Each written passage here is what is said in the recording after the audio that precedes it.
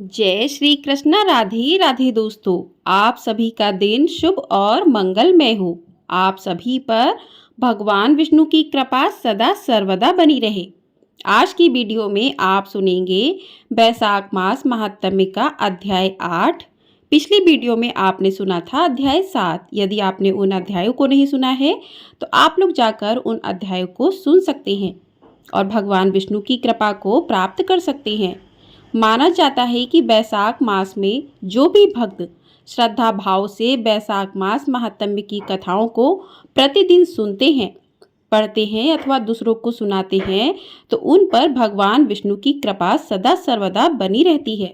तो प्रिय श्रोताओं, अब हम सुनते हैं आज का अध्याय। अध्याय शुरू करने से पहले भगवान विष्णु के श्री चरणों का ध्यान करते हुए कथा को आरंभ करते हैं। प्रेम से बोलिए भगवान विष्णु की जय। तो प्रिय श्रोताओं, यमराज जी ने ब्राह्मण को कथा सुनाते हुए कहा कि हे ब्राह्मण, पूर्व काल की बात है। माहिरथ नाम से विख्यात एक राजा हुआ करते थे। उन्हें अपने पूर्व जन्म के पुण्य के फलस्वरूप प्रचुर ऐश्वर्य और सुख संपत्ति की प्राप्ति हुई थी, परंतु राजा राजलक्ष्मी का सारा भार मंत्री पर रखकर स्वयं विषय भोगों में आसक्त हो रहे थे। ना तो प्रजा की ओर दृष्टि डालते थे और ना ही धन की ओर। यहाँ तक कि राजा धर्म और अर्थ से भी धीरे धीरे विमुख हो रहे थे। उनकी बाड़ी और उनका मन कामनियों की पीड़ा नहीं सहन कर सकता था। राजा के पुरोहित का नाम कश्यप था। जब राजा को विश्व में रपटे हुए बहुत दिन व्यतीत हो गए, तब पुरोहित ने मन में विचार किया, जो गुरु मोहवश राजा को अधर्म से नहीं रोकता है, वह भी उसके पाप का भागीदार बनता है। यदि समझाने पर राजा अपने पुरोहित के वचनों की अवहेलना करता है, तब पुरोहित निर्दोष हो जाता है। उस दशा में राजा ही उन सारे दोषों का भागीदार बन जाता है। ऐसा सोचकर उन्होंने राजा से धर्मानुकूल वचन कहे। गुरु कश्यप ने राजा से कहा, हे राजन, मैं तुम्हारा गुरु हूँ, अतः धर्म और अर्थ से युक्त मेरे वचनों को सुनो। राजा के लिए सबसे बड़ा धर्म होता है कि वह अपने गुरु की आज्ञा का पालन करे। गुरु की आज्ञा का आंशिक पालन भी राजाओं की आयु, लक्ष्मी और सुख को बढ़ाने वाला होता है। हे राजन, तुमने दान के द्वारा कभी ब्राह्मणों को तृप्त नहीं किया, भगवान श्री विष्णु की आराधना नहीं की, कोई भी व्रत, तपस्या अथवा तीर्थ भी नहीं किया। हे महाराज, कितनी दुख की बात है कि तुमने काम के अधीन होकर कभी भगवान का नाम भी स्मरण नहीं किया। अबलाओं की संगति में पड़कर विद्वानों की संगति नहीं की। जिसका मन स्त्रियों ने हर लिया, उसे अपनी विद्या, तपस्या, त्याग, नीति और विवेकशीलता से भला क्या लाभ हुआ।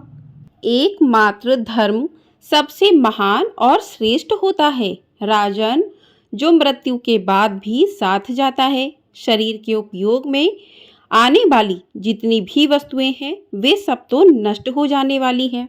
धर्म की सहायता से ही मनुष्य दुर्गति से पार हो जाता है। राजन, क्या तुम नहीं जानते कि मनुष्य के जीवन का ग्लास जल की उत्तल तरंगों के समान चंचल और अनित्य होता है, जिनके लिए बिना पगड़ी और मुकुट होता है। सत्य और धर्म ही दिन के कुंडल हैं और त्याग ही जिनके कंगन हैं। उन्हें जड़ आभूषणों की भला क्या आवश्यकता।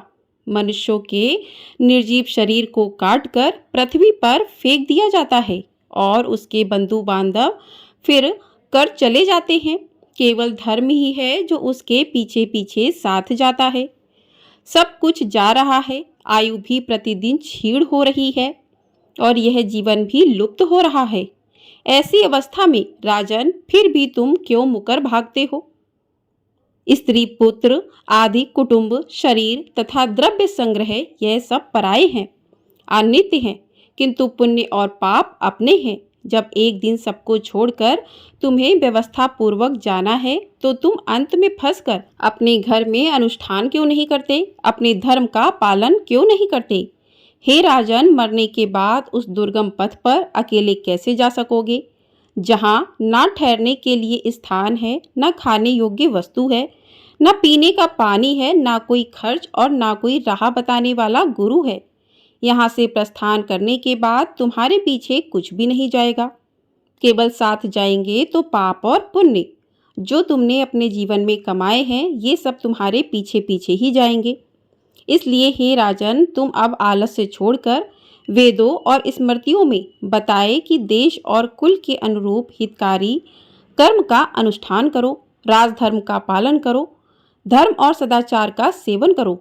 अर्थ और काम भी यदि धर्म से रहित हो तो उनका भी एक क्षण में परित्याग कर देना चाहिए। राजन, दिन रात इंद्रिय विजय रूपी योग का अनुष्ठान करना चाहिए, क्योंकि जितेंद्र राजा ही एकमात्र अपनी प्रजा को वश में रख सकता है। लक्ष्मी अत्यंत प्रगल्भ अर्थात चतुर रमणी होती है, जो कि कटाक्ष के समान चंचल होती है। विनय और गुण धारण करने से ही वह राजाओं के पास दीर्घकाल तक ठहर पाती है। जो अत्यंत कमजोर और घमंडी होते हैं, जिनका सारा काम बिना विचारे ही होता है, उन मूर्ख राजाओं की संपत्ति उनकी आयु के साथ नष्ट हो जाती है। व्यसन और मृत्यु में व्यसन को सबसे अधिक कष्टदायक बताया गया है। व्यसन में पड़े हुए राजा की अधोगति होती है और जो व्यसन से दूर होता है वह स्वर्गलोक में जाता है। राजन, व्यसन और दुख विशेषतः काम से ही उत्पन्न होते हैं, अतः सबसे पहले काम का परित्याग करो। पापों में फंस जाने पर वैभव और भोग स्थिर नहीं रहते, सिर ही नष्ट हो जाते हैं। चलते रुकते सोते जागते इसमें भी जिसका मन विचारों में संलग्न नहीं रहता, वह जीते जी मरे के समान होता है। विद्वान पुरुष सदा विशेष चिंता छोड़कर समतापूर्ण स्थिर और व्यवहारिक युक्ति से परमार्थ का साधन करते हैं। मनुष्य का मन तो एक बार की तरह चंचल होता है, अतः उससे बलपूर्वक काम लेना चाहिए। राजन, धर्म के चतुर्दशी व्रत पुरुषों की बुद्धि का सहारा लेकर अपने कुपथगामी मन को वश में रखना चाहिए। हाथ पैरों को चलाना, देशांतर में जाना, शरीर से क्लेश उठाना और तीर्थ के लिए प्रयास करना आदि कोई भी परम पद की प्राप्ति में सहायता नहीं कर सकते। केवल परमात्मा में मन लगाकर उनका नाम जप करने से ही उस पद की प्राप्ति संभव है। इसलिए राजन, विद्वान पुरुष को उचित है कि विश्व में प्रवृत्त हुए मन को रोकने के लिए प्रयास करें। इस प्रकार प्रयास करने से वह अवश्य ही बस में हो जाता है। यदि मनुष्य मोह में पड़ जाए और स्वयं विचार करने में असमर्थ हो जाए तो उसे चाहिए कि वह विद्वान से जाकर प्रश्न पूछे। वह पूछने पर यथोचित कर्तव्य का उपदेश अवश्य देते हैं। कल्याण की इच्छा रखने वाले को हर एक उपाय से काम और क्रोध का निग्रह करना चाहिए, क्योंकि वे दोनों कल्याण का विघात करने के लिए तैयार रहते हैं। हे राजन, काम बड़ा बलवान है और वह शरीर के भीतर रहने वाला एक महान शत्रु है। श्रेय की अभिलाषा रखने वाले पुरुषों को कभी उसके अधीन नहीं होना चाहिए, अथवा विधि पूर्वक पालन किया हुआ धर्म ही सबसे श्रेष्ठ माना जाता है। अब तुम अपने धर्म का आचरण करो और धैर्य धारण रखो। यह स्वास्थ्य बहुत चंचल है, जीवन उसी के अधीन है। ऐसी स्थिति में भी भला कौन मनुष्य धर्म के आचरण में विलंब करेगा। राजन, ध्यान पूर्वक क्षणों के लिए जो वृद्धावस्था को प्राप्त हो चुका हो, उसका मन भी इन निश्चित विषयों की ओर से नहीं हटता। कितनी शर्म की बात है कि इस काम के मोह में पड़कर तुम्हारी सारी उम्र बीत गई, अभी तो अपने हित साधने में लगे हो। राजन, तुम्हारे लिए सर्वोत्तम हित की बात कहता हूँ, क्योंकि मैं तुम्हारा पुरोहित और तुम्हारे भले बुरे कर्मों का भागीदार हूँ। ऋषि मुनियों ने ब्रह्म हत्या, सुरापान, गुरु पत्नी गमन आदि महान पाप बताए हैं। उनमें से मनुष्य द्वारा मन, वाणी और शरीर से किए हुए जो पाप हैं, उन्हें बैसाख मास समाप्त कर देता है। जैसे सूर्य अंधकार का नाश करता है, ठीक उसी प्रकार बैसाख मास पाप रूपी महान अंधकार को सर्वथा नष्ट कर डालता है। इसलिए तो विधि पूर्वक व्रत का पालन करो। हे राजन, मनुष्य बैसाख मास की विधि के अनुष्ठान द्वारा होने वाले पुण्य के प्रभाव से जन्म भर के लिए घोर से घोर पापों का परित्याग करके अंत में परम धाम को प्राप्त होता है। इसलिए हे राजन, तुम भी इस बैसाख मास में प्रातः स्नान करके विधि पूर्वक भगवान मधुसूदन की पूजा करो। जिस प्रकार कूटने छाटने की क्रिया से चावल की भूसी छूट जाती है, माजने से तांबे की कालिख दूर हो जाती है, ठीक उसी प्रकार शुभ कर्मों का अनुष्ठान करने से पुरुष के इस प्रकरण का मल भी दूर हो जाता है। राजा ने कहा, सौम्य स्वभाव वाले गुरुदेव, आपने मुझे वह अमृत पिलाया जिसका आविर्भाव समुद्र से नहीं हुआ है। आपका वचन संसार रूपी रोग का निवारण तथा दुर्वसनों से मुक्त करने वाला द्रव्य अभिनव है। आपने कृपा करके मुझे आज इस अमृत का पान कराया है।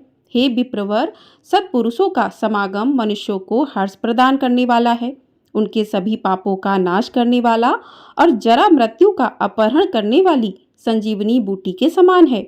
इस पृथ्वी लोक पर जो मनोरथ दुर्लभ माने जाते हैं, वे साधु पुरुषों के संग से प्राप्त हो जाते हैं। जो पापों का अपहरण करने वाली सत्संग की गंगा में स्नान कर चुका हो, उसे दान, तीर्थ, सेवन, तपस्या की क्या आवश्यकता है। प्रभु, आज के पहले मेरे मन में जो सुविधा युक्त थे, वे सब केवल कामना के प्रति लोभ उत्पन्न करने वाले थे, परंतु आज आपके दर्शनों से और आपके वचन सुनने से उनमें विपरीत भाव आ गया है। मूर्ख मनुष्य जन्म के सुख के लिए हजारों जन्मों का दुख भोगता है और विद्वान पुरुष एक बार के प्रयास से ही अपने हजारों जन्म बना लेता है। यह सत्य है कि मैंने अपने मन को सदा काम रस के उत्पादन में ही फंसा रखने के कारण कभी कुछ भी कल्याण का कार्य नहीं किया। मेरे मन ने इन स्त्रियों के फेर में पड़कर अपनी आत्मा को घोर विपत्ति में डाल दिया है, जिसका भविष्य अत्यंत दुखमय है और जिससे पार पाना अत्यंत कठिन है। हे भगवान, आपने स्वतः संतुष्ट होकर अपनी वाणी से आज मुझे मेरी स्थिति का बोध करा दिया। अब उपदेश देकर मेरा उद्धार करें। पूर्व जन्म में मैंने कोई पुण्य किया होगा जिससे आपने मुझे इसका बोध कराया है। विशेषता आपके चरणों की धूलि से आज मैं पवित्र हो गया हूँ। वक्ताओं ने कहा, अब आप मुझे वैशाख मास की विधि भी बताइए। तो आज का अध्याय यहीं पर समाप्त हुआ। इसके आगे का वृत्तांत आप अगले अध्याय में सुनेंगे। प्रेम से बोलिए जय श्री कृष्णा, राधे राधे। आपको ये वीडियो पसंद आई है, वीडियो को लाइक कर लीजिएगा। चैनल पर नए हैं तो चैनल को सब्सक्राइब भी कर लीजिएगा। आपको हमारे चैनल पर हिंदू धर्म से जुड़ी व्रत कथाओं की जानकारी दी जाती है, साथ ही कथाएं भी सुनाई जाती हैं, तो चैनल को ढेर सारा प्यार ज़रूर दीजिएगा। जय श्री कृष्णा, राधे राधे।